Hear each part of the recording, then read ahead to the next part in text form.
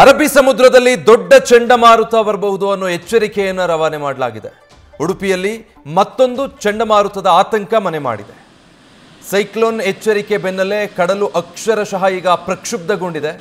ಸಮುದ್ರದ ರೌದ್ರಾವತಾರ ಕಂಡು ಮೀನುಗಾರರು ಬೆಚ್ಚಿ ಬಿದ್ದಿದ್ದಾರೆ. ಇನ್ನು 2 ದಿನಗಳಲ್ಲಿ ದೊಡ್ಡ ಅಲೆಗಳು ಅಪ್ಪಳಿಸುವಂಥ ಆತಂಕ ಕೂಡ ಇದೆ. ರಜೆ ಹಿನ್ನೆಲೆ ಬೀಚ್ ನೋಡೋದಕ್ಕೆ ಪ್ರವಾಸಿಗರು ಆಗಮಿಸ್ತಾ ಇದ್ದಾರೆ. ತಾತ್ಕಾಲಿಕವಾಗಿ ಹಗ್ಗ ಕಟ್ಟಿ ಲೈಫ್ ಗಾರ್ಡನ್ನು ಸದ್ಯ ಜಿಲ್ಲಾಡಳಿತ ನೇಮಕ ಮಾಡಿದೆ. ಇಲ್ಲಾಂದರೆ ಅಲ್ಲಿ ಇನ್ನೇನಾದರೂ ಅನಾಹುತಗಳಾಗಬಾರ್ದು. ಬರುವಂಥ ಪ್ರವಾಸಿಗರಿಗೆ ಅಲ್ಲಿ ಪರಿಸ್ಥಿತಿ ಏನಿದೆ, ಅಪಾಯ ಎಷ್ಟಿದೆ ಅನ್ನೋದರ ಅರಿವಾಗದೆ ಮುಂದಕ್ಕೆ ಹೋದರೆ ದೊಡ್ಡ ಅಪಾಯಕ್ಕೆ ಸಿಲುಕಬೇಕಾಗುತ್ತೆ. ಹೀಗಾಗಿ ಮುಂಜಾಗ್ರತಾ ಕ್ರಮ ಕೈಗೊಂಡಿದ್ದಾರೆ. ಈ ಬಗ್ಗೆ ನಮ್ಮ ಪ್ರತಿನಿಧಿ ಪರೀಕ್ಷಿತ್ ಒಂದು ಗ್ರೌಂಡ್ ರಿಪೋರ್ಟ್ ಕೊಟ್ಟಿದ್ದಾರೆ, ನೋಡೋಣ. ಉಡುಪಿ ಜಿಲ್ಲೆಗೆ ಮತ್ತೊಂದು ಚಂಡಮಾರುತದ ಎಚ್ಚರಿಕೆಯನ್ನು ಈಗಾಗಲೇ ಹವಾಮಾನ ಇಲಾಖೆ ನೀಡಿದೆ. ಹೀಗಾಗಿ ಕಡಲು ಸಂಪೂರ್ಣವಾಗಿ ಪ್ರಕ್ಷುಬ್ಧವಾಗಿರುವಂಥದ್ದು. ಈಗಾಗಲೇ ಒಂದು ವಿಡಿಯೋವನ್ನು ಮೀನುಗಾರರು ಬಿಡುಗಡೆ ಮಾಡಿದ್ರು. ಅದರಲ್ಲಿ ಎಷ್ಟರ ಮಟ್ಟಿಗೆ ಕಡಲು ಪ್ರಕ್ಷುಬ್ಧ ಆಗಿದೆ ಮತ್ತು ಮೀನುಗಾರರು ಎಷ್ಟರ ಮಟ್ಟಿಗೆ ಹರಸಾಹಸ ಪಡ್ತಾ ಇದ್ದಾರೆ ಅನ್ನುವಂಥದ್ದು ಅದರಲ್ಲಿ ಗೊತ್ತಾಗಿದ್ದು ನೋಡ್ತಾ ಇರ್ಬೋದು. ಇದು ಪಡುಬಿದ್ರಿ ಕಡಲ ತೀರ, ಬ್ಲೂ ಫ್ಲಾಗ್ನ ಸಮೀಪದಲ್ಲಿರುವಂತಹ ಕಡಲು ಸಂಪೂರ್ಣ ಪ್ರಕ್ಷುಬ್ಧ ಆಗಿರುವಂಥದ್ದು. ಕಳೆದ 1 ವಾರಗಳಿಂದ ಕಡಲು ಈ ಭಾಗದ ಅರಬ್ಬಿ ಸಮುದ್ರ ಸಂಪೂರ್ಣವಾಗಿ ಪ್ರಕ್ಷುಬ್ಧವಾಗಿದೆ. ಆದರೆ ಇವತ್ತು ಕಳೆದ 1-2 ದಿನಗಳಿಂದ ಏನು ಕಡಲು ಬಹಳಷ್ಟು ಬೊಬ್ಬಿಡ್ತಾ ಇದೆ, ಪ್ರಕ್ಷುಬ್ಧ ಆಗಿರುವಂಥದ್ದು. ಮತ್ತೊಂದು ಚಂಡಮಾರುತ ಎಫೆಕ್ಟ್ ಎಚ್ಚರಿಕೆಯನ್ನು ಕೂಡ ಈಗಾಗಲೇ ನೀಡಿದೆ.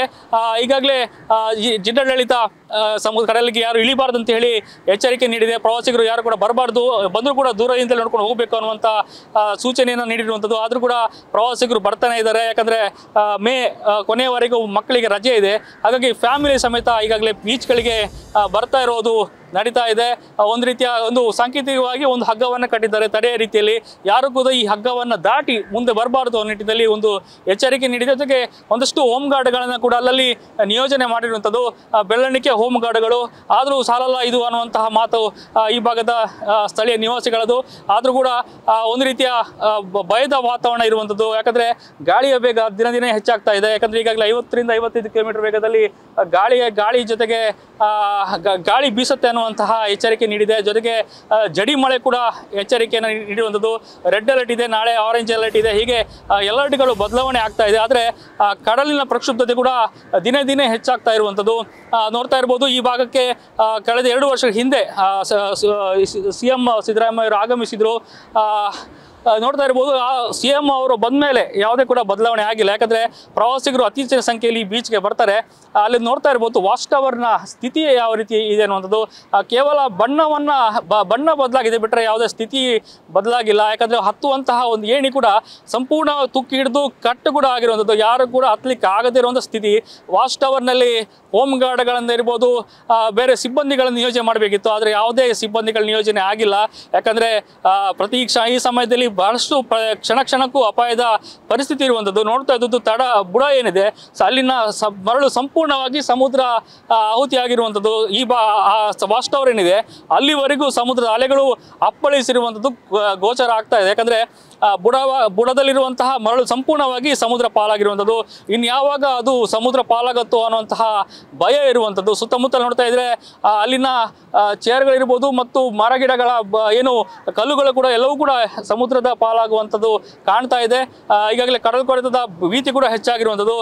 ಮುಂದೆ ಹೋದಂತೆ ಬಹಳಷ್ಟು ರೆಸಾರ್ಟ್ಗಳಿರೋದು. ಅಲ್ಲಿ ಒಂದು ಒಳ್ಳೆಯ ಗುಣಮಟ್ಟದ ತಡೆಗೋಡೆ ಹಾಕಲಾಗಿದೆ.